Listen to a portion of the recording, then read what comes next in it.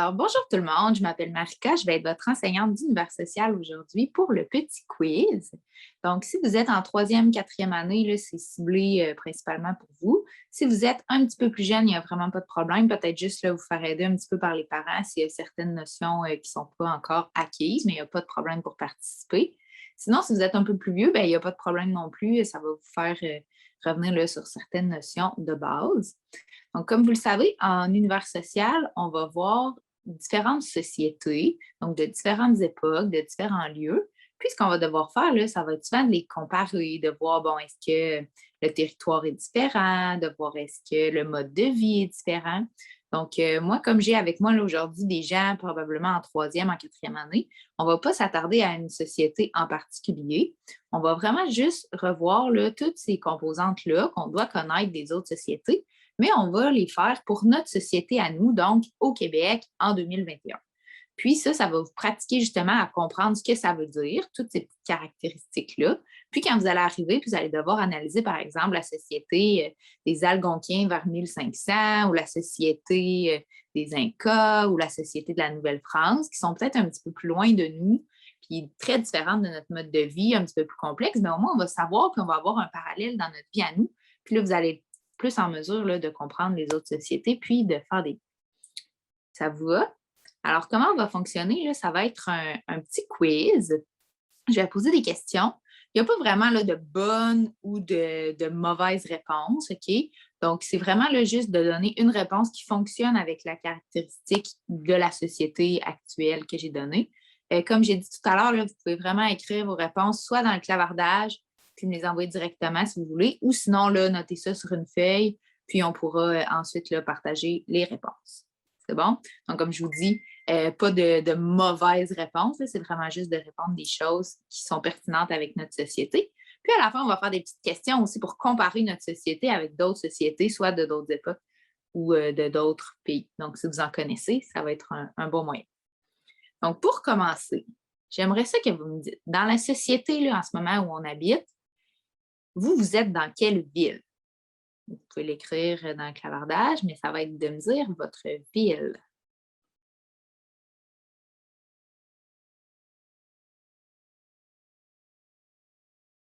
Ensuite, j'aimerais ça aussi savoir, on est dans quelle province?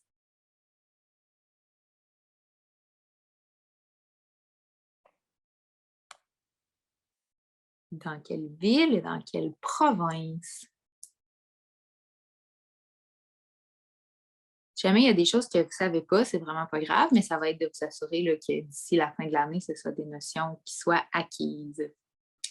Maintenant, dans quel pays on est?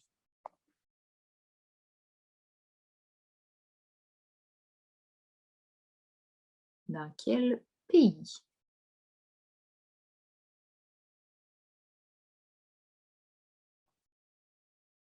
Parfait. Donc, ça, c'est vraiment là pour se situer, nous, on est où sur la planète. Maintenant, j'aimerais savoir dans notre société, c'est quoi les langues qui sont parlées? OK, donc, pensez, là, c'est quoi les langues que vous parlez à la maison? Puis les langues, quand on va au magasin, c'est dans quelle langue? Quand on va à l'école, c'est dans quelle langue? Donc, il peut y avoir plusieurs réponses, là, dépendamment de où vous habitez au Québec. Il y a peut-être certaines langues qu'il n'y a pas dans toutes les villes. Donc, j'aimerais savoir, au moins là, les langues principales au Québec. Puis, si vous en connaissez d'autres qui sont parlées au Québec, vous pouvez aussi les nommer. Donc, des langues.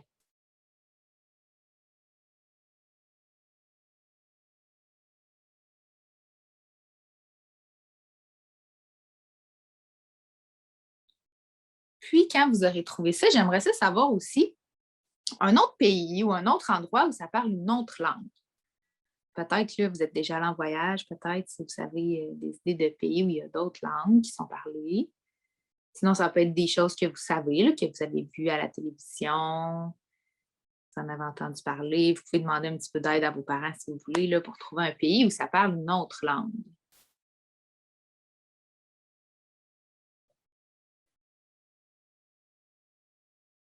Donc, vos langues ici, dans notre société à nous, puis des langues là, dans d'autres pays.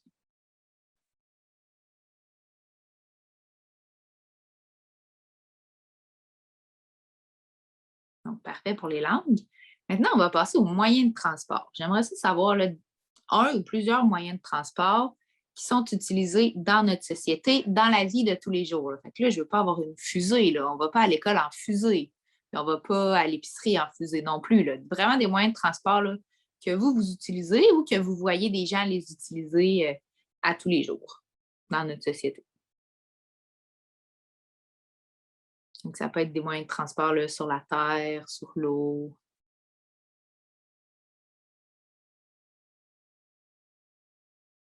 Ça peut être des transports plus en commun ou des moyens de transport individuels. Ça peut même être des moyens de transport que vous êtes capable de conduire vous-même, pas obligé d'être juste des choses que c'est les parents qui conduisent. Donc, ça, c'est pour moyen de transport. Puis maintenant, on va faire une petite comparaison aussi là, avec une autre époque. Donc, j'aimerais ça savoir un moyen de transport qu'on n'utilise pas vraiment, nous, dans notre société. Là. Peut-être avant, là, mais plus vraiment maintenant. Donc, ça, vous pouvez demander l'aide à vos parents, un petit conseil là, sur les moyens de transport qui étaient utilisés avant, mais que maintenant, on ne l'utilise pas vraiment. Ça se peut que ça existe encore, mais que c'est plus vraiment ça qu'on utilise.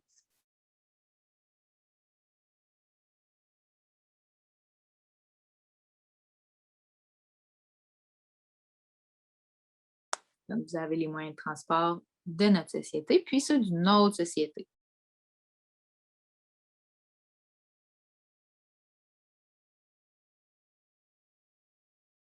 C'est bon? Donc maintenant, ce que j'aimerais savoir, c'est par rapport au territoire. Donc là, vous m'avez situé, on était où? On était dans quelle ville, dans quelle province, dans quel pays? Est-ce qu'il y a des choses particulières par rapport au territoire? Donc là, vous pouvez penser là, à ce qu'il y a proche de votre maison qui sont utiles. Donc, est-ce qu'on a des lacs pour pêcher? Est-ce qu'on a le désert? Je pense pas, hein, on n'a pas le désert au Québec. Est-ce qu'on a des glaciers? Est-ce qu'on a des montagnes? Est-ce qu'on a la mer? Donc, pensez à ça, là, ce que vous avez proche de chez vous. Puis dites-moi en quoi c'est utile, ça, cet élément-là du territoire.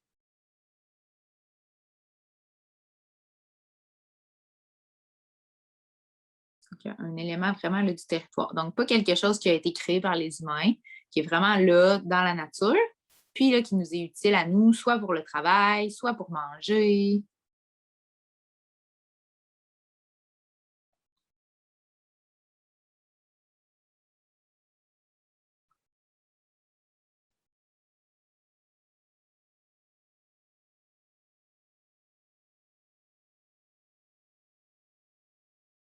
Donc, j'ai deux dernières questions pour vous. Une peut-être que vous savez, mais qui est un petit peu plus difficile. Puis celle-là, je vais vraiment vous demander de l'écrire là, à la main. J'aimerais ça savoir comment on appelle ça les gens qui habitent au Québec, dans notre province, puis dans notre pays, le Canada. Donc, les gens de notre province, comment on les appelle? Puis ceux aussi du Canada.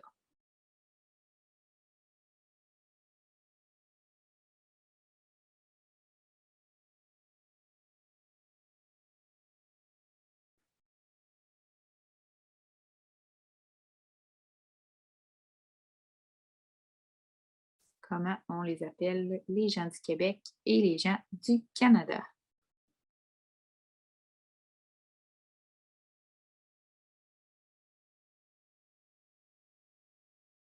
Et pour terminer, la dernière question, là, qui va vous demander un petit peu plus, soit de recherche ou de réflexion. On a parlé de notre société à nous, on a un petit peu comparé avec d'autres sociétés, mais maintenant, j'aimerais qu'on trouve des informations sur une autre société, donc qui n'est pas dans notre pays ou qui n'est pas en 2021. Si vous connaissez des choses là, sur une société d'une autre époque, il n'y a pas de problème, ou sinon, ça peut être une société dans un autre pays.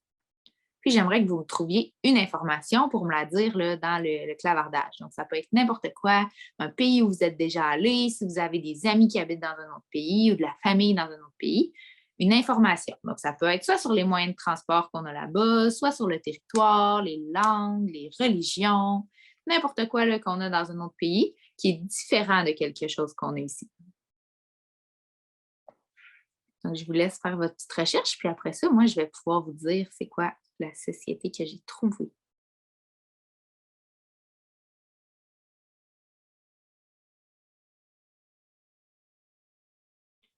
Vous pouvez le regarder soit dans un livre si vous en avez à portée de main. Allez faire une petite pause puis aller voir sur Internet. Vous pouvez demander de l'aide à vos parents aussi.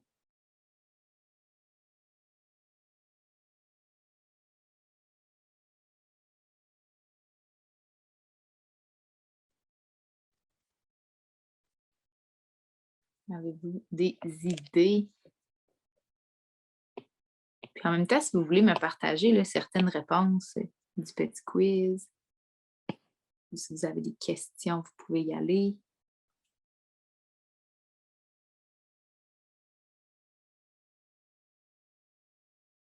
Donc, moi, la société que j'ai trouvée, c'est dans un autre pays, c'est en Espagne.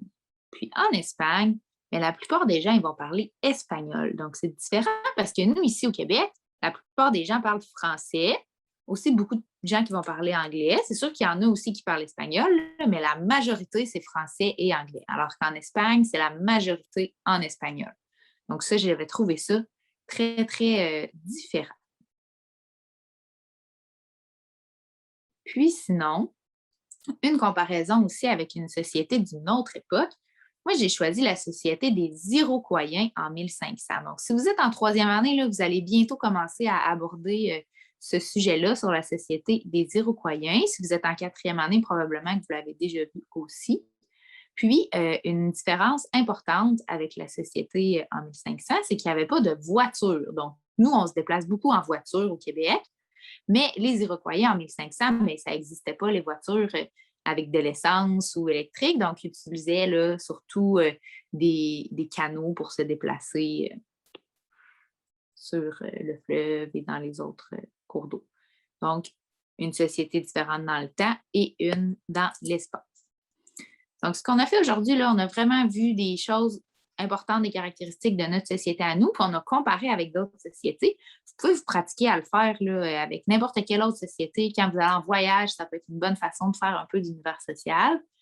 Puis, quand vous allez faire là, justement les sociétés à l'étude, donc 1500, 1600 pour les troisième années, puis plus 1600, 1700 pour les quatrième années, mais vous allez être capable de comparer avec votre société à vous, puis de voir là, vraiment les différences. Donc, je vous laisse, si jamais vous voulez là, me partager qu'est-ce que vous avez trouvé comme société différente. J'ai quelqu'un ici qui me parle de la Chine, qui dit en Chine, on parle en mandarin. Exactement. Donc, ça, c'est différent. On parle en mandarin en Chine.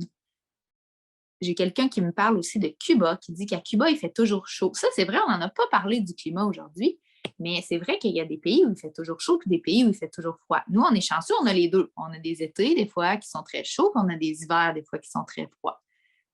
Donc, ça, c'est vrai qu'on a à Cuba, là, c'est toujours la chaleur. Pas toujours l'été, là, des fois, il fait un petit peu plus froid, mais quand même, et on peut toujours là, aller se baigner, il n'y a pas de problème quand on est à Cuba. Donc, c'est une bonne différence d'avoir pensé au climat. Puis, ça fait que c'est une société qui est différente aussi. Ah, on me dit aussi, attendez, les téléphones cellulaires. Donc, c'est vrai ça, dans notre société, on a beaucoup des téléphones cellulaires là, depuis quelques années. Puis, dans les années, par exemple, 1950, bien, on n'avait pas ça, un téléphone cellulaire. Ça n'existait pas encore. OK? Donc, juste trouver des petites différences comme ça peut vraiment vous aider là, à en apprendre davantage sur les autres sociétés, puis à développer votre ouverture aussi pour comprendre là, que ce n'est pas pareil partout, puis que dans les autres pays ou dans les autres époques, bien, il y avait vraiment des différences, puis de comprendre que tout ça, là, c'est beau, puis que c'est correct d'être différent, puis que personne est pareil, mais qu'on accepte les différences des autres, puis qu'on apprend à les découvrir. Donc, si vous avez des questions, je vais rester là quelques instants. Je vous invite à vous joindre à nous la semaine prochaine, même jour, même heure, donc le jeudi à 14 heures pour l'activité de science. On va faire une expérience scientifique ensemble. Sinon, si jamais vous êtes intéressé, là, demain, on va faire encore un petit quiz similaire en univers social avec les 5e, 6e années. Mais si vous êtes là, en 4e année assez avancée, vous pouvez vous essayer ou simplement venir assister. Donc, merci de votre participation et je vous souhaite une très bonne journée.